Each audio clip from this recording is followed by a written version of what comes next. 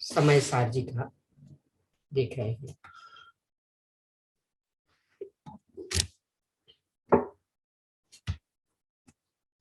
हाँ जी, जल्दी जल्दी अनम्यूट करके तो तीसरी, चौथी और पांचवी गाथा को पढ़ाना।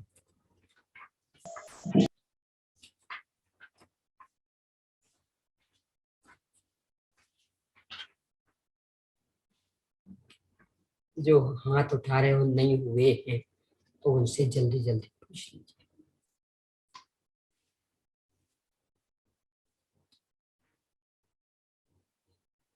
आप लोग भी इसमें कोई सहयोग दे सकें, यदि इन्हें जल्दी से अनम्यूट कर सकें, जिनसे पूछना चाहते तो समय बच जाएगा। प्रियंका जी हैं और ये जो जैसे अपने प्रियंका बहन जी हैं, अनुराधा जी हैं, अलका भाभी जी हैं,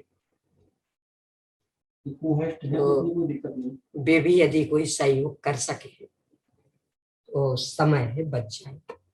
चलिए जल्दी से पूछिए, पहले तीसरी गाथा।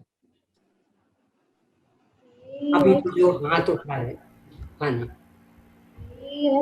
निश्चय गदो समो सपत् सुंदरो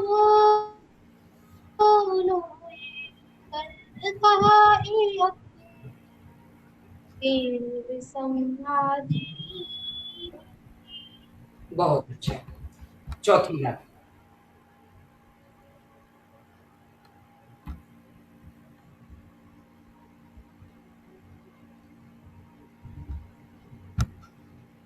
खुशी, बोलिए।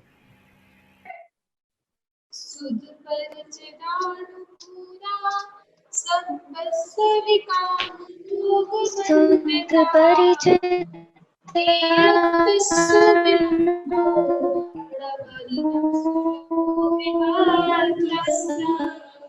बहुत अच्छा। ये दोनों जन यदि बोले तो फिर एक रूप का लाइन में लाना, क्योंकि ऑनलाइन है ना, तो आगे पीछे होते तो फिर वो गड़बड़ हो जाता है। चलिए पांचवी गाथा। सविकाम भोग बंधकः एयत्तस्सु बलम्भो नवरीण सुलहो विहतस्य। ये जल्दबाजी के संदर्भ में कल मैंने समझाया था,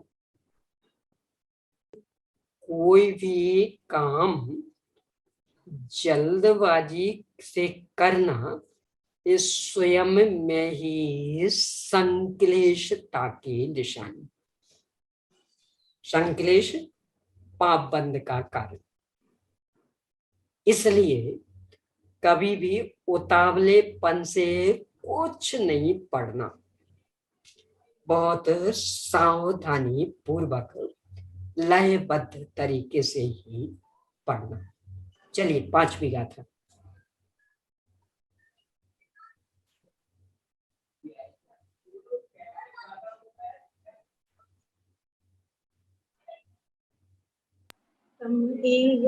विहक्तं दाएहम् अपणो सविहवेण जतिदा एच प्रमाणम् छलं न हेतव्यम्। बहुत अच्छा। अब आज अपन छठवीं गाथा देखते हैं। तीसरी गाथा में आचार्य श्री ने संपूर्ण लोक में सर्वत्र क्या सुंदर, इसकी चर्चा की थी कि एकत्व विभक्त वस्तु ये सुंदर। चौथी गाथा में ये कहा था कि ये एकत्व विभक्त आत्मा की बात इसके लिए कभी न सुनने मिली, न परिचय में, न अनुभव में। पांचवी गाथा में संकल्प किया था कि इसलिए मैं अपने संपूर्ण वैभव से इस एकत्व विभक्त आत्मा को दिखाऊंगा। संपूर्ण वैभव सम्यक रत्नत्रय ज्ञानानंद का वैभव, जो कि आगम के सेवन से यानी स्वाध्याय करने से, युक्ति के आलम्बन से, पर गुरुओं के उपदेश से और स्वानुभव से प्रकट हुआ, उसे अपने संपूर्ण वैभव से दिखाऊंगा।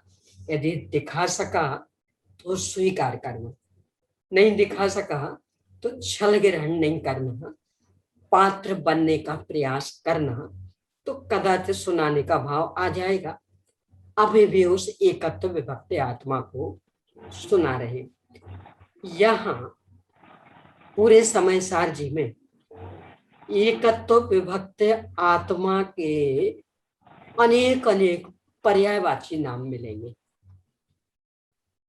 पहले समय सार कहा था दूसरी गाथा में, फिर तीसरी में एकत्व अकेला कहा था, चौथी में एकत्व विभक्त, पांचवी में भी एकत्व विभक्त, अब छठवीं में और अलग नाम ज्ञायक। यानी एक ही वस्तु के अलग अलग नाम यहाँ मिलेंगे, वाच्य सबका एक। तो वह एकत्व विभक्त आत्मा कौन है, कैसा है, इसे बता रहे हैं छठवीं गाथा में। देखिए, नवी होती अपमत्तो,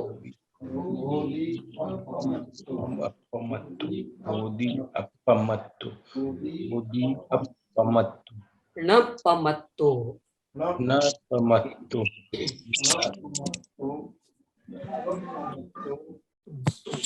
जान गो दु,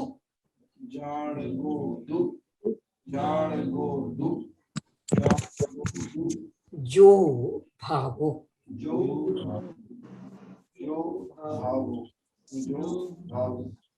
एवं भणन्ति,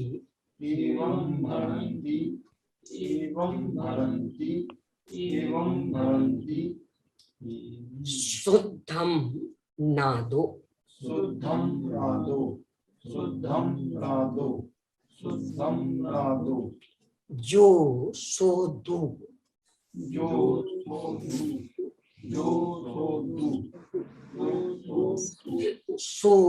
चिव,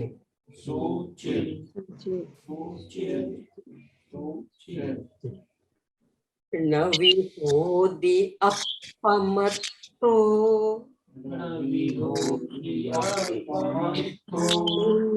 अपमत्तो जान गो दुजो भावो,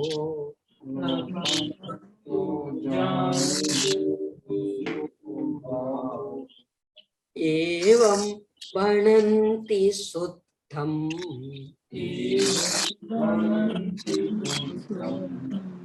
नादो दोषो दोषो चेव,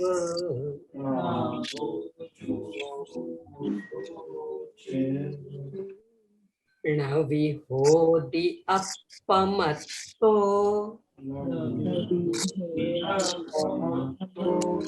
नपमत्तो जान गो तुझो भावो,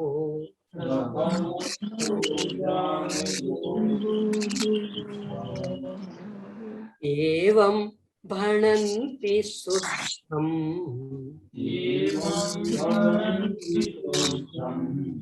नादो जो सो दुसो चेव,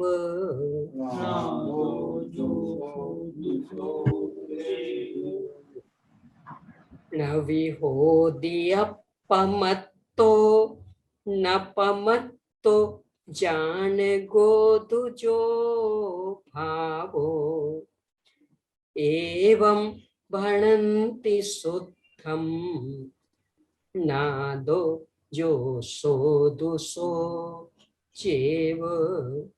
अर्थ देखिए, नवी नहीं, नवी नहीं, होदी होता है, मतलब है, अपमत्तो अप्रमत्त, यानी प्रमाद से रहित, न नहीं, पमत्तो प्रमत्त यानी प्रमाद वाला, जानगो ज्ञायक जानने वाला, दू वास्तव में, जो जो यानी प्राकृत और हिंदी एक साथ, तो जो भावो भाव यानी पदार्थ, वस्तु द्रव्य तत्व, एवं इस प्रकार भणंती कहते हैं शुद्धम शुद्ध, नादो जाना हुआ, ज्ञात जानकारी वाला, जो ज्ञात हुआ, जो जानने में आया, सो वह है, दू वास्तव में, सो वह है, जीव ही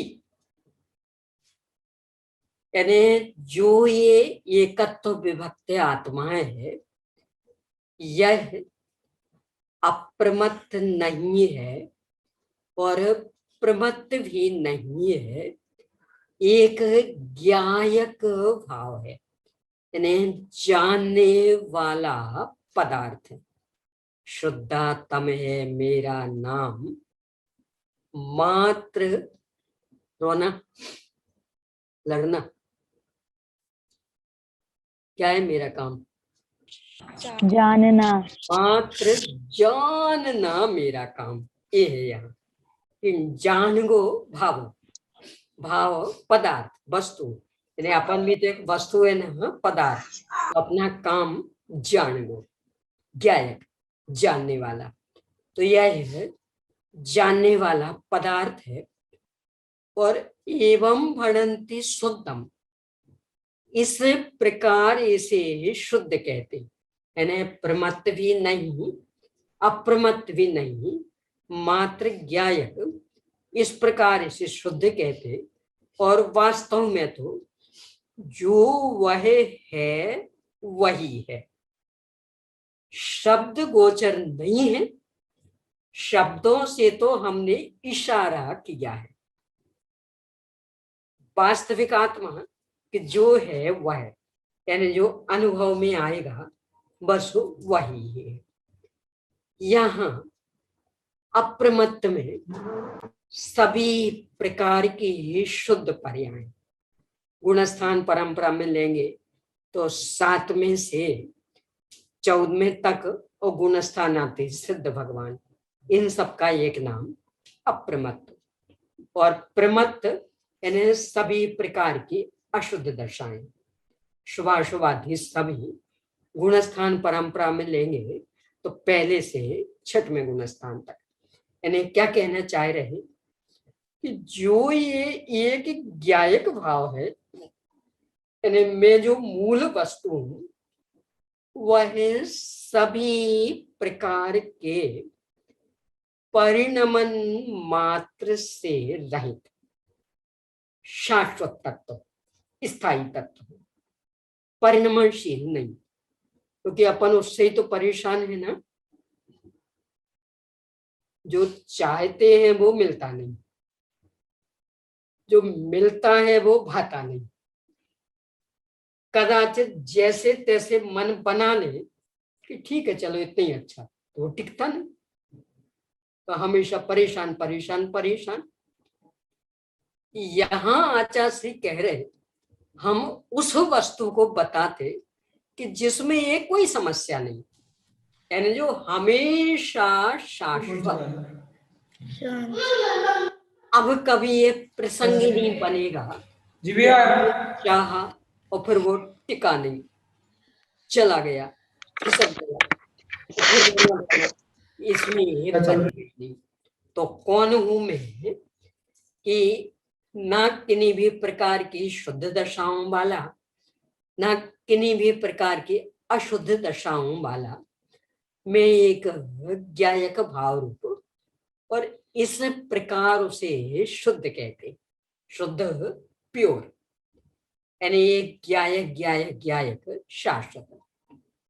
और वास्तव में तो जो ऐसा ज्ञात हुआ वह वही है, यानी शब्द गोचर नहीं।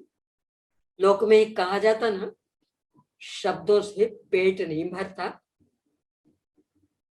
यानी आपको रसगुल्ला खूब अच्छा लगता हो तो रसगुल्ले का वर्णन करो, कितना स्वाद आ जाएगा, मजा कितना आएगा।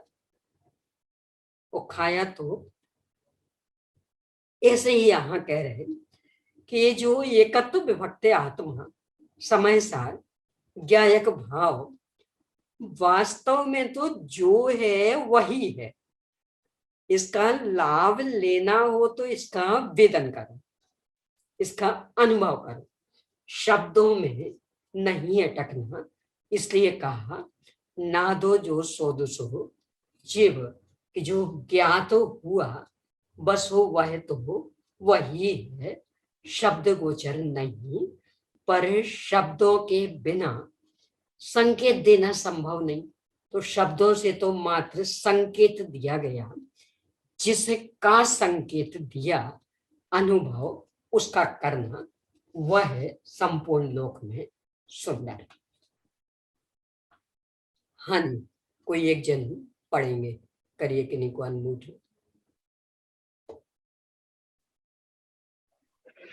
नयो नयो को अवसर मिलता रहे, ये ध्यान में रखिएगा। विहूति अपमत्तो नपमत्तो जान गो तुझो भावो एवं भणन्ति शुद्धम राधो जो सो छेव। बहुत अच्छा। अब सातवीं गाथा, सातवीं गाथा इस संदर्भ में कि आपने कहा ज्ञायक, ज्ञायक भाव, जानने वाला भाव, जानने वाला भाव। बस अकेली एक ही विशेषता, अकेली एक ही विशेषता होगी तो हमारा मन तो नहीं रमेगा। स्कूल कौन सा पसंद आता, बहुत सारे विषय पढ़ाए जा रहे हैं, कोई एक ही विषय पढ़ाते हो तो मन नहीं लगता। तो अकेला ज्ञायक कैसे मन लगेगा? तो इसके लिए आई है सातवीं गाथा। देखिए, बवहारे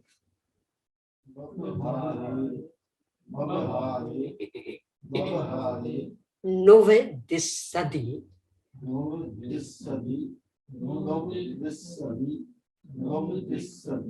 लानिस चरित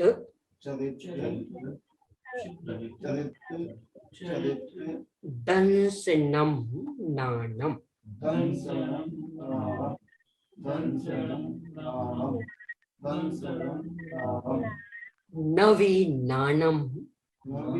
नानम। नवीनानम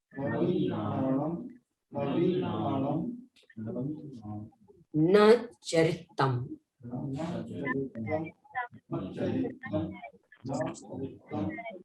न दंशनम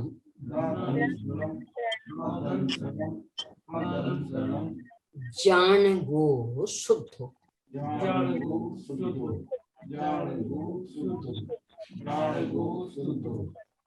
बवहारे नोवे दिस्सदी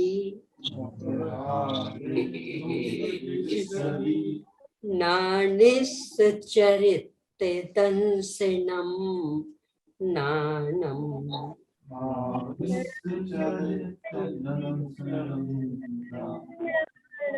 नवीनानम न चरितम न दंसनम जाने गो शुद्धो।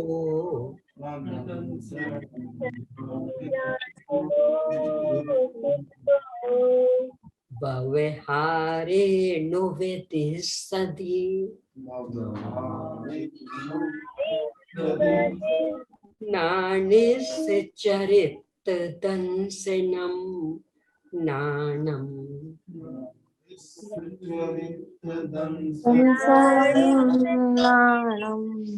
नवीनानं न चरितम नवीनानं न चरित न दंसनम जान गो शुद्धो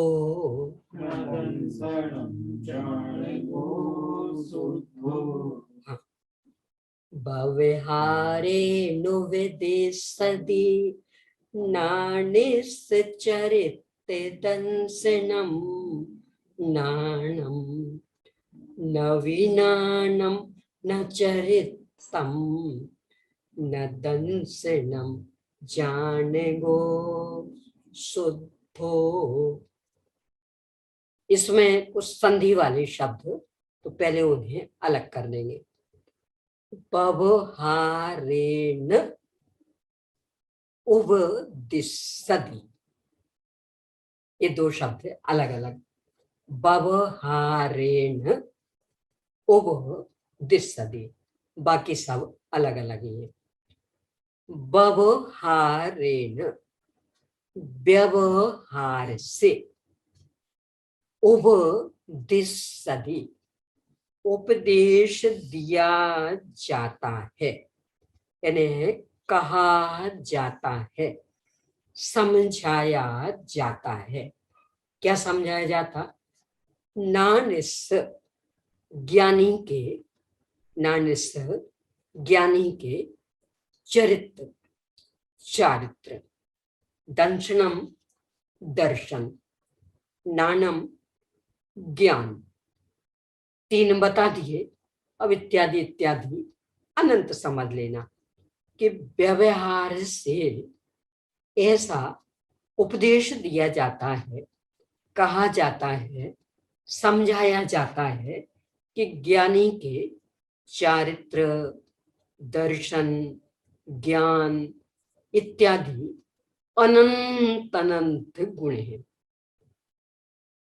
परंतु वास्तव में देखें तो नवी नहीं है। नानम ज्ञान, न नहीं है चरितम चारित्र, न नहीं है दंशनम दर्शन, तो फिर क्या है? जान गो शुद्ध हो, कि वह तो एक ज्ञायक शुद्ध है। व्यवहार नए से ऐसा उपदेश दिया जाता है कि ज्ञानी के चारित्र है, दर्शन है, ज्ञान है इत्यादि अनंत अनंत गुण, परंतु वास्तव में देखें तो ना ज्ञान है, ना चारित्र है, ना दर्शन है, वह तो एक ज्ञायक शुद्ध है। क्या कहना चाहते? एक बच्चा था, माँ उसे दूध पिलाना चाह रही थी, पर आजकल बच्चों को दूध तो अच्छा नहीं लगता। चाय दे दो, कॉफी दे दो, खुशी से पी लेंगे, और दूध नहीं। डॉक्टर आदि ने कह रखा था कि इसको चाय कॉफी नहीं देना, नुकसान करेगी, मात्र दूध देना। तो वो मानने को तैयार नहीं बच्चा। तो माँ उसको समझाती, देख बेटा, परीक्षा में जो तेरे नंबर कम आते ना, वो पता तेरा जो दोस्त उसके ज्यादा आते, पता क्यों ऐसा होता? वो दूध पीता है और तू दूध नहीं पीता। देख, कल तू खेल रहा था ना बैडमिंटन, और हार गया था, पता क्यों? क्योंकि तू दूध नहीं पीता, वो दूध पीता। यानी जिन जिन कारणों से वो परेशान, माँ इस तरह से उसको समझाती कि इन सब समस्याओं का समाधान ये दूध कर देगा। अब वो दूध पीने को तैयार हो गया। तो दूध में कुछ ऐसा है कि इतना जो दूध है ना, ये तो बुद्धि बढ़ाएगा, और इतना जो दूध है वो ताकत बढ़ाएगा, तो वो खेल में जिताएगा। ऐसा कुछ है कि दूध अखंड है? यानी पूरा जो दूध, तो उसको पिएंगे, बुद्धि भी बढ़ जाएगी, ताकत भी आ जाएगी, और जो भी उसमें विटामिन सब मिल जाएंगे। परंतु बच्चा पीने को तैयार नहीं है, तो अलग अलग करके बताते हैं कि दूध पियोगे तो बुद्धि बढ़ जाएगी, दूध पियोगे तो ताकत आ जाएगी, और जो भी। ऐसे ही यहाँ कह रहे कि आत्मा को अपन आत्मा रूप में मानने को तैयार नहीं, इसका ध्यान करने को तैयार नहीं, तो इसकी महिमा जागृत करने के लिए व्यवहार से यानी भेद करके बताया जाता कि जो ज्ञान वाला ये आत्मा, जो दर्शन वाला ये आत्मा, जो चारित्र वाला ये आत्मा, ऐसे अनंत अनंत गुण वाला आत्मा। ज्ञानी के दर्शन है, चारित्र है, दर्शन है, ज्ञान। पर वास्तव में देखें तो ऐसा कोई भेद नहीं है, अपन तो मानते हैं। अपनी मेमोरी कहाँ रहती? कुछ याद नहीं आ रहा हो तो क्यों करते ना, अथवा कहाँ रहती मेमोरी? वो फील करने की क्षमता, वो काम करने की क्षमता, ये जो अपना भ्रम है, बस इसको तोड़ना चाह रहे आचार्य कि ऐसा नहीं है कि ज्ञान तो भरा है माथे में, तो माथा मजबूत करो तो ज्ञान बढ़ जाएगा, और संवेदन की क्षमता भरी है हार्ट में, तो हार्ट मजबूत करो तो फीलिंग की क्षमता बढ़ जाएगी, और काम करने की क्षमता हाथों में, तो हाथ मजबूत करो तो खूब काम करने लगेंगे। ऐसा नहीं है। आप लोगों ने जन सिद्धांत प्रवेश का पढ़ी होगी, गुणों की परिभाषा पढ़ी होगी। किसे कहते गुण?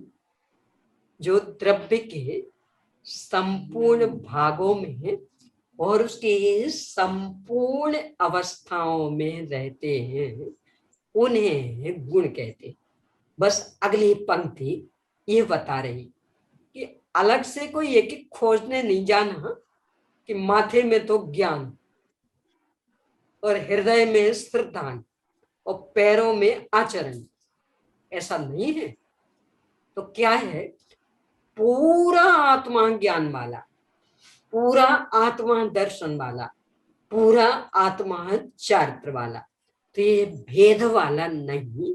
यह बताने के लिए कहा कि ना वह ज्ञान वाला, ना चारित्र वाला, ना दर्शन वाला, वह तो एक ज्ञायक शुद्ध, यानी अभेद अखंड, यानी समझाने के लिए, उसकी महिमा लाने के लिए भेद कर करके बताया जाता है कि ज्ञानी के चारित्र है, दर्शन है, ज्ञान है, पर कोई इनको अलग अलग लेना चाहे तो अलग अलग मिलने वाले नहीं है। इसके लिए कहा कि वास्तव में उसमें ज्ञान नहीं, चारित्र नहीं, दर्शन नहीं, यानी इनका भेद नहीं। तो क्या है कि वह अभेद एक ज्ञायक शुद्ध, यानी शाश्वत भगवान आत्मा, एकत्व विभक्त आत्मा, समय साथ स्वरूप आत्मा। चलिए इन्हीं को अनमोल, बच्ची कोई प्रश्न पूछना चाह रही है। चलिए कोई, अनन्या करके कोई बच्ची है, वो प्रश्न पूछना चाह एक रही है। प्रश्न पूछना है हाँ जी पूछिए। दीदी। यहाँ पर जो संधि हुई व्यवहारेण और उपदिश्य, हाँ जी, तो जो न है वो हलंत तो है नहीं, तो संधि हाँ। ऐसी कैसे हुई? बहुत अच्छा, पर आप ये भूल गए कि ये संस्कृत भाषा नहीं है, ये प्राकृत भाषा है। संस्कृत भाषा में तो इसमें गुण संधि होगी, तो व्यवहारे नोप हो जाएगा। इसलिए देखो नीचे जो संस्कृत छाया दी ना, वहां लिखा भी है व्यवहारे नोपदिश्यते, यानी व्यवहारेण तृतीया उपरोपदिश्यते, तो ना के साथ ऊ की संधि हुई तो वो हो गया। ये तो संस्कृत व्याकरण। गाथा है प्राकृत भाषा में, उसका व्याकरण अलग होता, तो उसके संधि के नियम भी अलग। इसलिए इस प्राकृत में व्यवहारे नुपदिश्यते, ना हलंत नहीं है पर प्राकृत भाषा का, तो उसके नियम यहाँ अलग। ठीक है, और यहाँ दर्शन का शब्द अर्थ दोनों ले सकते हैं। दोनों ले सकते हैं, क्योंकि श्रद्धा- अनंत अनंत गुण लेने हैं। तो ये तो 3 मुख्य गिना दिए, तो दर्शन में दर्शन भी ले लीजिए, श्रद्धा भी ले लीजिए, और इत्यादि के रूप में अनंत अनंत गुण। जी। इन्हें कहना ये चाह रहे हैं कि अपने को अपनी महिमा आने लगे, समझ में आ जाए, इसके लिए भेद करके समझाते हैं। पर एक एक को अलग अलग पाने का प्रयास करोगे तो नहीं मिलेगा। आत्मा एक अखंड है, तो अखंड स्वभाव की साधना करेंगे तो सब कुछ मिल जाएगा। जैसे वो दूध का उदाहरण लिया ना, कि बच्चा को तो ये कहेंगे कि तुम तो दूध पियो, सब मिल जाएगा, सारे विटामिन मिल जाएंगे। ये हाँ जी, करिए, किसी को अनमूठ है। दीदी जी, ये ण का मतलब न होता है प्रकृत में, और णा का मतलब ज्ञ होता है। ना नहीं, ण माने ना, और णा माने ज्ञान, ज्ञान, णाणम माने ज्ञानम। नहीं, ज्ञा कहाँ है? जैसे णावी णाणम है ना, तो ण का मतलब क्या है? ना। ना नहीं, तो मिल करके नहीं बनेगा। मूल में तो ना भी, यानी नहीं भी, तो नहीं भी का एक शब्द बनेगा हिंदी में नहीं। ना यानी नहीं, और भी यानी भी, नहीं भी, तो भी मतलब कि वास्तव में ऐसा नहीं, शुद्ध करवानी। यानी भेद करके चारित्र वाला, दर्शन वाला, ज्ञान वाला कहा, पर वास्तव में वह चारित्र वाला नहीं, दर्शन वाला नहीं, ज्ञान वाला नहीं, एक भेद अखंड है। हाँ जी, करिए करिए। पांचवा की बात हाँ प्रज्ञा जी बोलिए। रेणुबदिस्सदि णाणस्य चरित दंसणं णाणं णविणाणं न चरितं न दंसणं जान गो शुद्धो। बहुत अच्छा, बस यही अपन समाप्त करते हैं। निज निधि निज में अनंत उपकार उसे जिह्वाणी वंदना शत।